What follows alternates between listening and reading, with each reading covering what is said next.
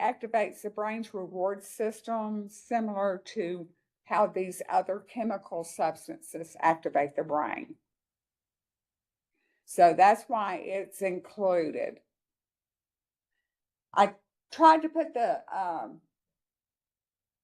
substances, the 10 categories, in different colors. Caffeine, stimulants, and tobacco are all red because they're all stimulants, okay? But they're recognized differently in your DMS-5. All right. So when we look at the epidemiology of substance use, you know, there's a lot of statistics out there. I'm not wanting you all boggled down with memorizing statistics, but just know it's a serious, serious problem. In 2019, okay, so imagine how that's probably gotten worse since then. 7.9 of 8th graders had a problem. 18.4% of 10th graders. 29.3% of 12th graders. And that substance just was alcohol. And that was what for 12th graders? For 12th graders, 29.3%. And that was in 2019. And these stats and everything are coming from your textbook, so I don't have updated stats on those. Now our speaker that's following me, she may have some updated information, but stats change every day. So I'm not going to test you on something like that. I want you to know it's a serious problem, but I spit out some statistics from time to time to kind of open your eyes as to what I mean by serious problem, okay? Now, in addition to, mental disorders being sometimes the byproducts of somebody that started using substances and they developed mental disorder. And then on the flip side, a lot of people with mental disorders use substances to self-medicate, okay? So that population is a serious, serious population where you need to address for this particular problem. We already told you when we talked about antisocial that mental illness was associated with the highest incidence of alcohol abuse disorder. We know PTSD individuals also. But what did y'all recognize in that presentation on the pathology of addiction? What levels were low? Dopamine. No, not dopamine. Serotonin. So what do you think of when you hear of low serotonin levels? What mental illness? Depression. Okay? So I hope this is kind of helping you tie some things together. All right. When we look at the etiology, again, there's a genetic predisposition, but there's no specific genetic marker, okay, that they can test you for to see if you're going to be prone to addiction. However, if you have it in your family history, it behooves you to be careful because you probably have that hypersensitive nucleus accumbens that she talked about, and you're going to be more susceptible. But it doesn't mean that you will become an addict because you had somebody in your immediate family that was an addict, okay?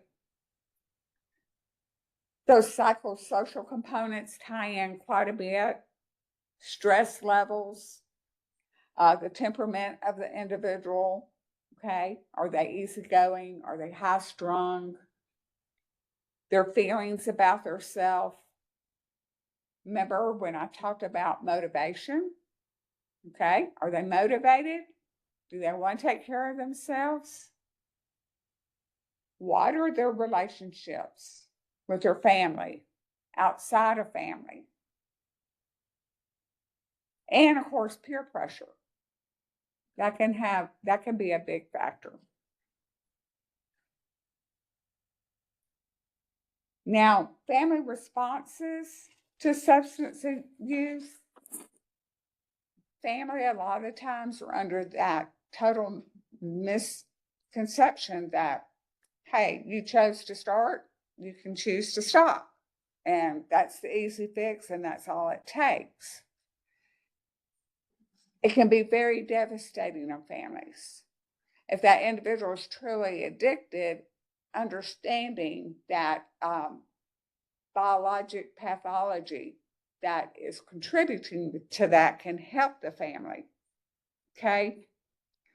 But families either go to one extreme where they're totally enable that individual, and they do it out of love because they want to show that they're being supportive and such, but they're really harming that individual more by giving them permission to continue using.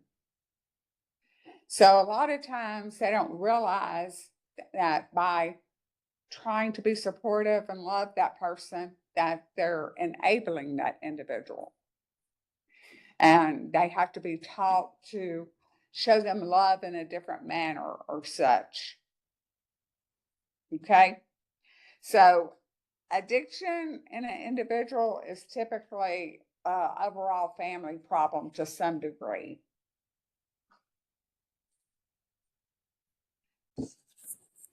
Treatment and recovery, well, number one, the goal is to recover from the substance use disorder.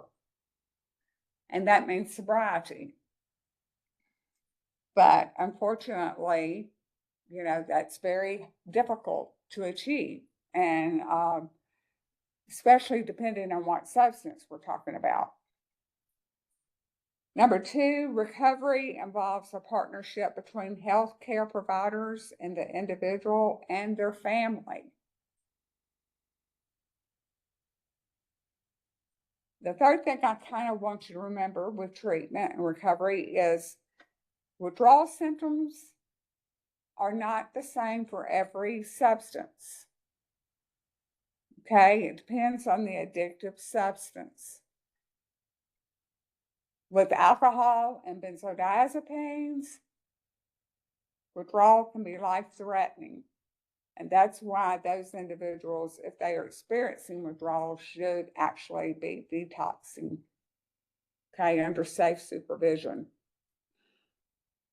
And it used to be that they were always in the hospital. There are some current outpatient facilities that these individuals are managed. They're typically in bigger cities. But the key I'm saying is that they need to detox, okay, and not just try to withdraw on their own. And of course, the fourth thing is the primary concern is relapse. It's really an expected part of the chronic disease nature of addiction for relapse to happen. Does that mean if you got a brand new addict and they're now clean and not using and they've been sober for a month that they're going to relapse? No, I'm not saying that. Our hope is that they will never relapse again. But unfortunately, yes, because of that S word that surfaced earlier, stress. I mean, it is ever present in our lives and gets worse depending on, not just personal factors, but outside factors. So, but I'm cautious when I'm talking about that because I don't want you just to blow it off and say, and tell the individual, oh, you're going to relapse, expect to relapse, okay? Because you don't want them to. The key there is for you not to be so heartbroken if they do relapse as the provider, okay? Chapter 42, I'm going in here right now because it talks about co-occurring disorders. When I say that, that refers to the coexistence of a mental and substance use disorder in the same person. This is manifested in this chapter because it wants providers to understand that they have a mental illness, they have a substance use disorder, that each disorder needs a separate focus. Now, the same provider can treat both, okay? But we don't need to say, oh, well, the depression is worse right now, so, I'm not going to bother or push the substance use aside. No, both need top priority and need to be treated seriously. Okay?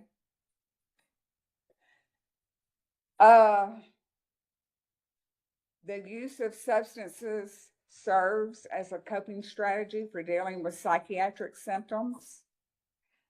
That relapse cycle, I want y'all to read about in your textbook.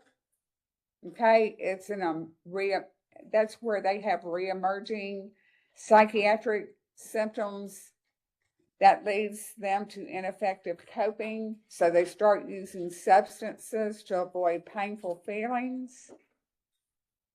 And because of this, that leads them to have to be rehospitalized and restabilized.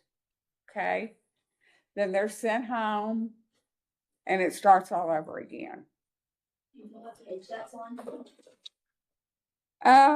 Not off the top of my head, but it's in chapter 42.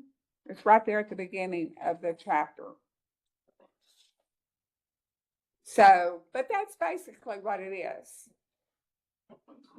The patient is home with a mental illness. They start getting stressed or whatever. So they stop their meds. They start using substances to self-medicate. Those substances lead to them having even more problems. That leads to them having to be rehospitalized, okay, and restabilized. And then we get them back to their baseline and doing good. They're sent back home or whatever, and the process typically starts all over again. So barriers that these individuals face, of course, are if they're homeless, unemployed, if they have lack of social support, stigma, also health issues that can interfere with their treatment. So we want an integrated approach that I talked about briefly. That's that one team that coordinates the mental health and substance use interventions for that individual as much as possible. Okay? So think about it. Individuals who use substances or abuse substances, okay? Not just use, but abuse substances. They're at high risk for death from overdosing. Okay, they can become homicidal, suicidal, get in accidents, get opportunistic infections, like if they're a heroin addict and use needles. So there's a lot of complications. And think about the demons associated with a mental illness and what that person is dealing with and how they turn to these substances to want to cope with that. and hide that. And then unfortunately, a lot of the times they're just creating more and more problems for themselves. Okay. All right. So back to chapter 31. We're going to talk about those 10 substances in your DMS 5. And we're going to start with alcohol. So alcohol is a central nervous system depressant. It can cause anything from mild sedation all the way to coma, up to respiratory failure and death. Okay? Alcohol is the #1 problem in the country, United States. Now, locally, I think methamphetamines, like in this immediate area, are the biggest problem. But when I talk about on a national level, alcohol is the #1 problem. And it's followed by marijuana, I think. Now, the legal limit is what? If they blow into a breathalyzer and everything, what should that be below? 0.08. And remember, you're going to see that converted in the hospital through a blood serum level. They take that 0.08, multiply it by 1,000, and it's reported as 80. So don't let that confuse you. But if it's 0.04 and they're symptomatic, they're still going to get arrested. Okay. So all patients should be screened not only for addiction, but alcohol use disorder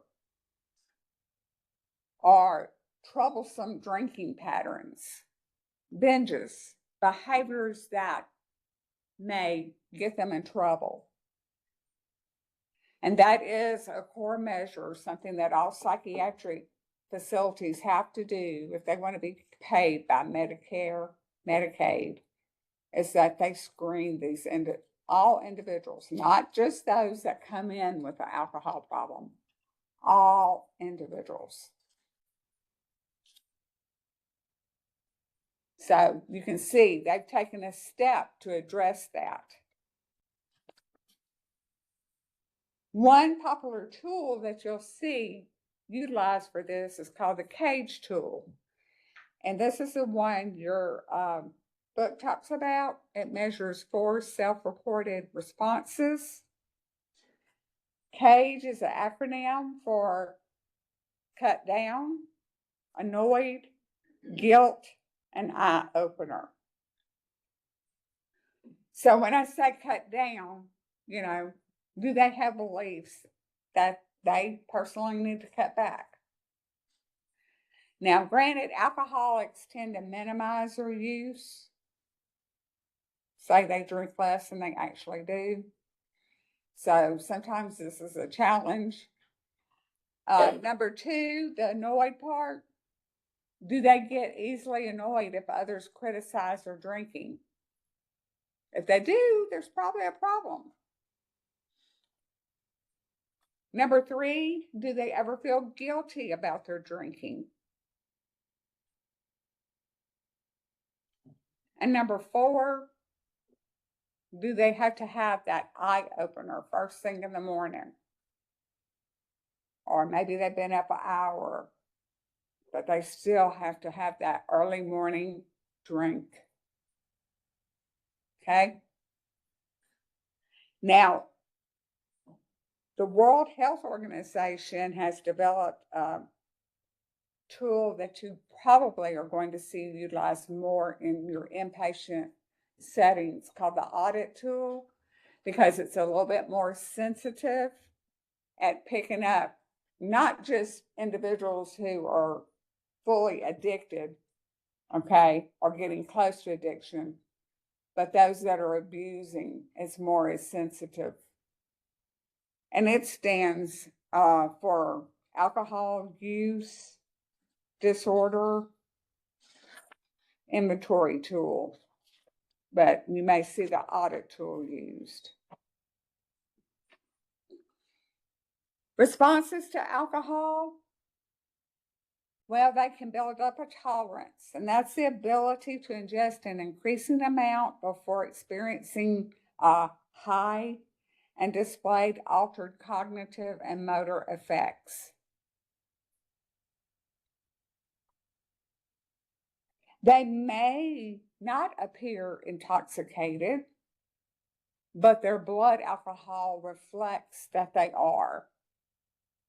And it's typically because they've built up that tolerance. The second response or problem, malnutrition. Okay. The alcohol interferes with the absorption of B vitamins, which is usually done in the upper part of the small intestines, the duodenum, that area.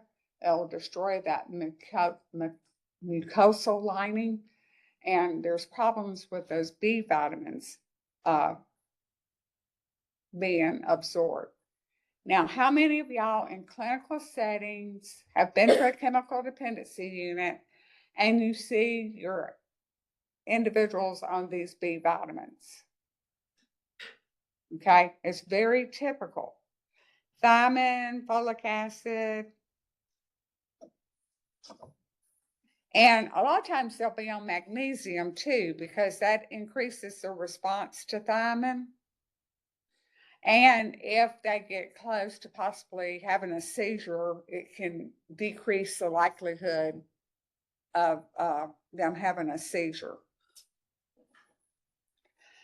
But know that excessive or long-term abuse of alcohol can adversely affect every body system in you. I know that our brains immediately go to pancreatitis, GI problems, end-stage liver disease, those organs involved with digestion and such, yes. But cardiovascular disease, I mean, every organ, kidney damage, it can affect. But yes, those GI organs are, some of the top ones. Because of this malnutrition, you can get an alcohol-induced amnesic disorder. Don't get tied up in saying, okay, which one is Wernicke's encephalopathy? Which one is Korsakoff's amnesic syndrome? Which one is Wernicke-Korsakoff syndrome? Okay, just Wernicke's encephalopathy is a type of dementia. It's very, very sad. It's probably the worst type of dementia because the brain cells are actually destroyed and there's no coming back. But again, the problem with developing this is from this malnutrition problem with these vitamins. Okay? Your B vitamin deficiency is the culprit in individuals developing this. So somebody with Wernicke's, you will still see on B vitamins because we don't want it to get worse. But if the damage has been done, there's no going back. When it gets to Korsakoff's, it's involved, you're having more involvement with heart damage. Okay? And then, the Wernicke's-Korsakoff syndrome is just saying they got both. They got the bad alcohol amnesia, and they've got the central problems involving their heart and such. But again, like I said, once the damage has been done, there's no going back. So you want to try to prevent this from occurring. Those banana bags in the ER, I know, yes, they do have electrolytes in them. I think that's the first thing everybody's mind thinks of, but no, the first thing is those B vitamins that they're giving these individuals, okay? It can be life-threatening. A lot of individuals, if they do have Wernicke's, do this thing called confabulate. Have y'all ever heard that word? They can't remember something, so they'll make up something to fill in the blanks. And when we talk about dementia later and Alzheimer's, those individuals do that too. But one of the big problems with these folks is because of that damage to their brain, it's like a traumatic brain injury that can be very unpredictable and can act out. Okay? And then alcohol withdrawal syndrome, of course, is another response. Withdrawal symptoms usually start 12 hours after the abrupt discontinuation. So it's very important when you have somebody admitted with alcoholism that you find out when was their last drink, along with many other things. But you want to know when that last drink was, because when could we possibly start seeing withdrawal symptoms? Okay? And that's going to be 12 hours from their last drink. But you also want to know how long they've been drinking, what type of alcohol, all those factors play a very, very, very important role.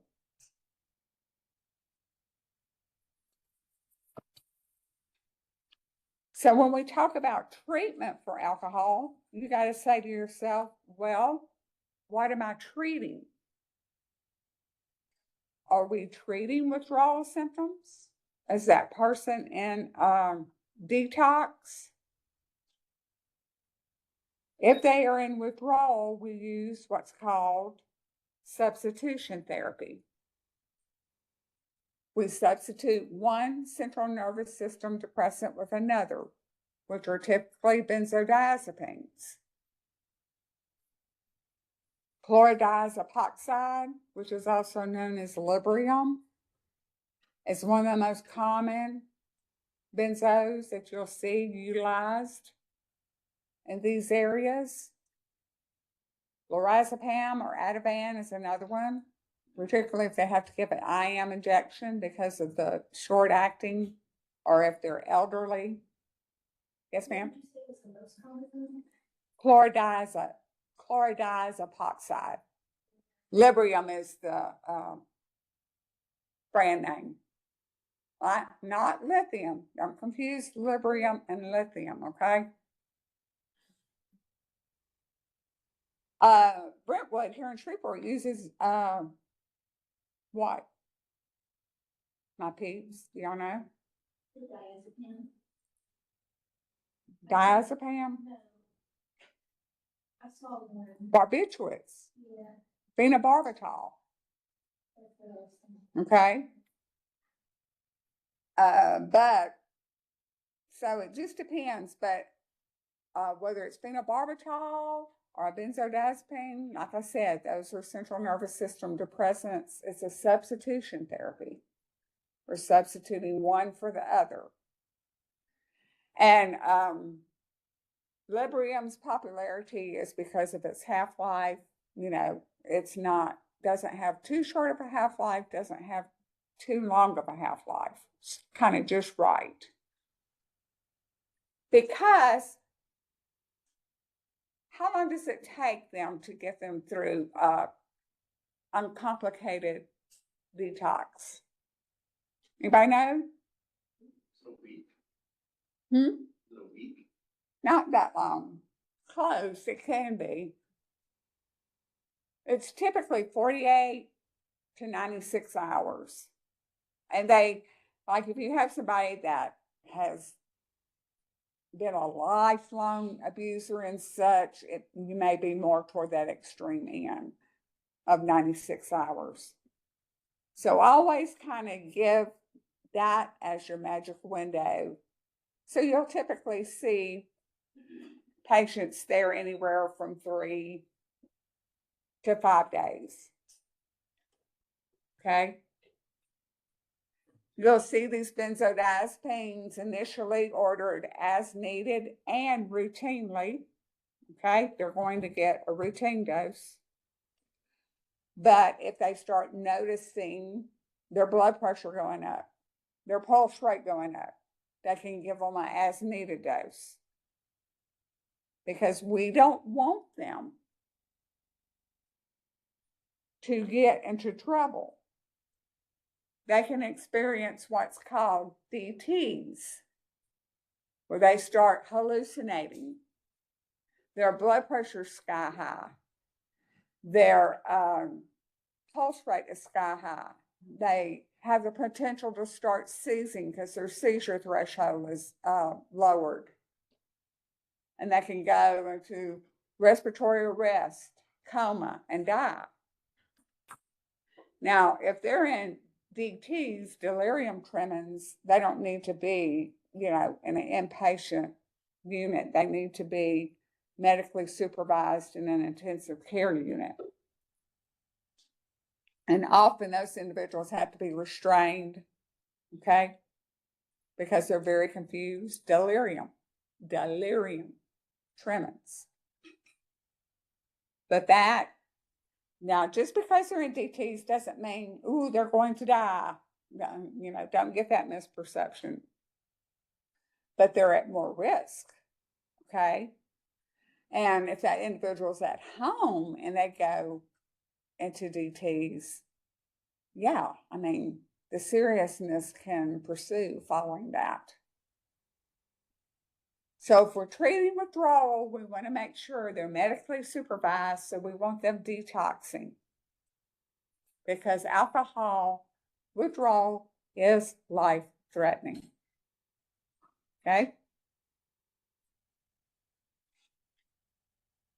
Now, if we're treating relapse prevention,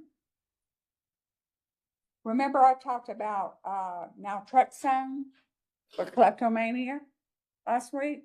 It's a promising drug. It helping them not maybe have that desire or urge to steal.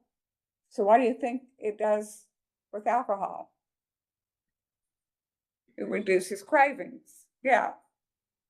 They don't have that urge to drink. It was initially created for opioid addicts, heroin addicts particularly. So do you think they still use it for opioid addicts? Yeah. But it's been shown to also help alcoholics. And now kleptomania. But it decreases cravings.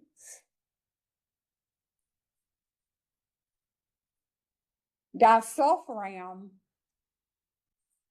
now it doesn't decrease cravings. It's kind of a last resort drug. This person is falling off the wagon several times. They're in some end-stage disease in some of their organs. So we're going to give them a drug that if they ingest it, it's going to make them sick. That if they ingest alcohol, it's going to make them sick. So because it has that potential, like I said, it's a last resort drug, the person should have a card on them, some type of identification that tells individuals that they're on this medication. Because what if they come in unconscious in the ER? What's the first thing we do? We start rubbing them down with alcohol, right? To start those IVs and everything else. Is alcohol product? Can it do you betcha. Okay? So these individuals also, if they're on disulfiram, need education about watching the colognes that they put on and purchase, that there's no alcohol base. Also, going out to a fancy restaurant, getting a fancy dessert, and even not just desserts, sometimes some meals are cooked with an alcohol base. They need to inquire about those things, but they need that education.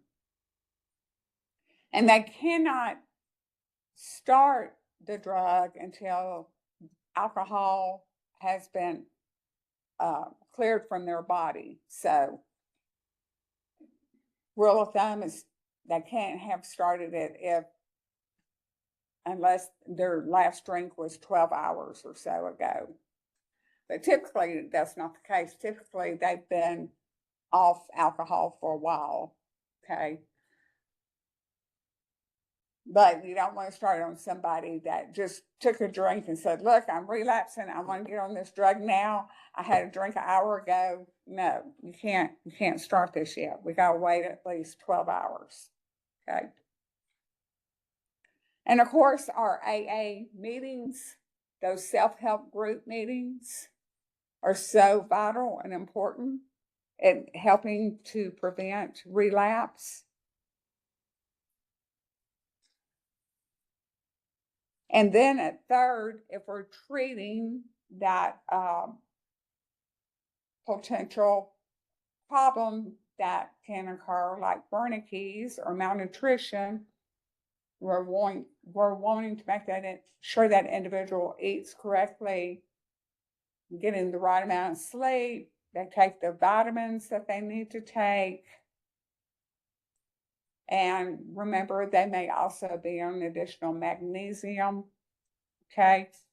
Because it helps those B vitamins, particularly thiamine, work better.